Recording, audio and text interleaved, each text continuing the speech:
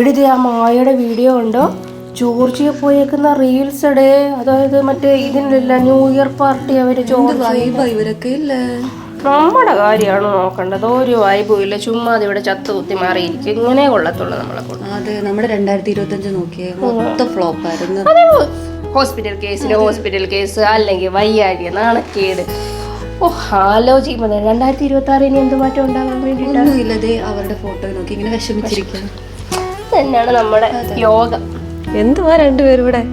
ഞങ്ങൾ ആ മായയുടെ വീഡിയോ കണ്ടോണ്ടിരിക്കുകയായിരുന്നു. എന്ത് സന്തോഷമോ ചേച്ചി അവരുടെയൊക്കെ ലൈഫിൽ. ഞാനൊരു കാര്യം പറയട്ടെ, 2025 സങ്കടങ്ങൾ മാത്രമാണോ നമുക്ക് തന്നത്?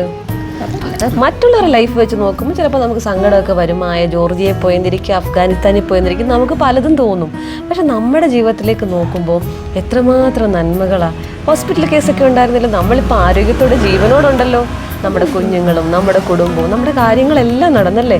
നമുക്ക് പണത്തിന് നഷ്ടം ഉണ്ടായാലും നമ്മുടെ കാര്യങ്ങളൊക്കെ മനോഹരമായി നടന്നല്ലേ.